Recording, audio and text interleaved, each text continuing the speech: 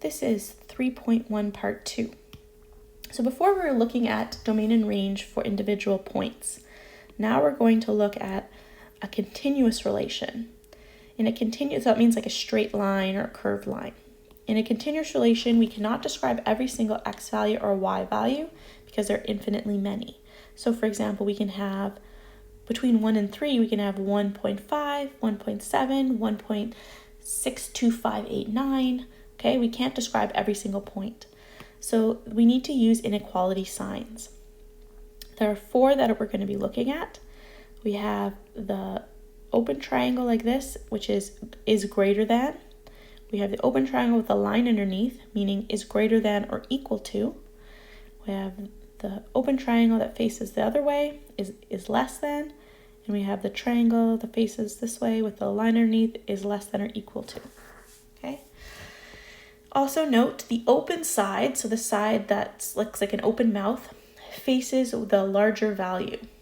So if you had an 8 and a 2 like this, you would have your sign facing this way. If you had a 2 and an 8 like this, you would have your sign facing that way. Okay, so the open side points to the larger number.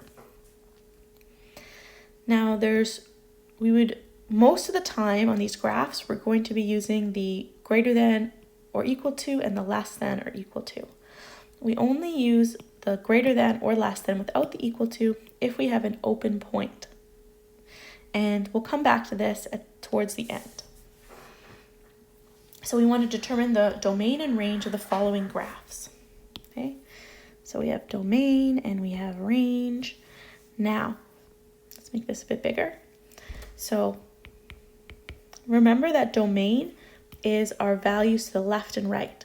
So for our domain, we want to know the furthest to the left value and the furthest to the right value. So we're going to look at our graph. The furthest to the left value here is -2. The furthest to the right value here is 2. So we're going to write -2 and 2. And our domain is x. We're going to put the x in between. And then we'll add in our signs. So this says that x is greater than -2, but less than 2. And it's in between those guys. Then we're going to do our range. So we want the smallest to the bottom number is 0, and the top number is 4. So for our range, we're going between 0 and 4. And we have a y because it's range. And then we'll add in our signs like this. So this one, we have closed circles. Okay, so it's going to be very similar. We want our furthest to the left and right value. Here it also goes -2 to 2. So our domain is -2, x, 2. For our range, here our smallest value down here is -4, and our largest value up here is 2. So our range is -4 with a y because it's range to 2. Now, we're going to do a little side note off to the side. If open circle. So let's imagine we had the exact same graph, but this time, instead of those 2 dots being closed, one was closed and one was open. Okay? So it's exactly the same as this one, except this one is an open circle. So it's still going up to 2 and has -4, and we have 2 and -2. So the numbers are still the same.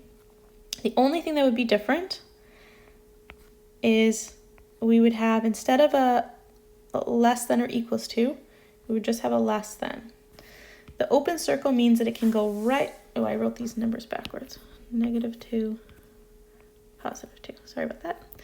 So the open circle means it can go right up to be +2, right up to the very edge. So it could be 1.999999, but it cannot be 2. Okay, that's what the open circle means. So that means that the x is not allowed to be 2, but it can go right up to it. So we don't put the line underneath. You just write it like this.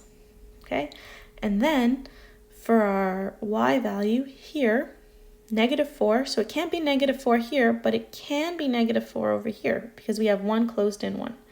So that means that the y doesn't change. If it's still -2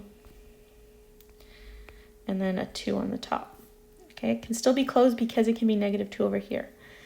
If it was open circles on both, let's say these are both open circles, like this, then that would change, is that we would need to remove that one, and we'd need to remove this one. But because this is closed in the top, it could be 2 on the top. Oh, and this is a 4, not a 2. Like that, okay? So if there was 2 open circles, it would be like this. The only closed circle would be up here, so we'd only have one line like that. All right, that's just a side note. All right, getting back to this one. So for this graph, we have distinct points. They're not connected, so we need to use the method we learned up here. We need to write out what all of our points are. So here we have 0, 3. This one is 1, 2. This one is 2, 1, and this one down here is 3, 0. So our domain for this is 0, 1, 2, and 3. And our range is also 0, 1, 2, and 3. Okay. Next, we're going to get into ones where they have these arrows. So these are all points or a continuous line. Now these next 3 have arrows on the graph. So the arrows mean that the graph is continuing in that direction. Okay? So these arrows are continuing up forever. However, this is also slightly angled. So see how it's narrower here and then it gets wider. So that means that if you continue, it's only gently sloping, but if you continued it to infinity, it would eventually go every way this way and every way this way. But it does have one end point over here at -2. So for our left and right, for our domain, we can say it's all real numbers. All real numbers. It goes all the way to the left, all the way to the right. Or you can just write this as infinity, the infinity sign. For our range, we have 2 ways of writing this. So one is to keep consistent with how you've been doing it so far. Our furthest to the bottom number is -2. Then we write our y. And then top, because it goes forever, you can write this as infinity. Okay? Or you could also just say that y is greater than or equal to -2. So the very smallest number is -2, and then it's anything greater than that. So this is the way they write it in your workbook. And if you want it, you can also do it this way, so it's just easier and more consistent with everything else. You don't have to worry about flipping this over. It's up to you. Either way is fine with me. This one, here we have these guys, angles again. So they're going this way forever, that way forever, and this way forever. And then we have a point here at -2. So for my domain, we have -2 as our smallest number. And then our largest number is infinity.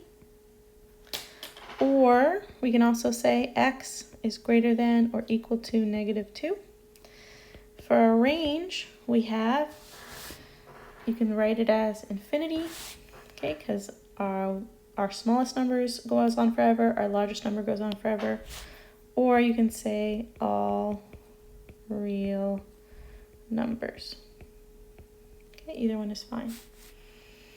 Here we have an angled line. It's going this way forever.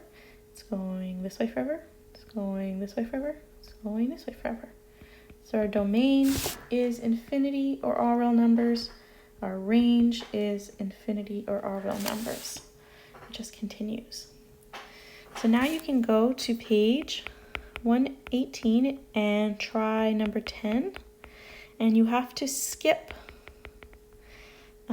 B, D, F, and H. So you can do all the other ones except skip those 4. So just cross those ones out and do the rest of number 10. And it's questions like this. And that's it for this section.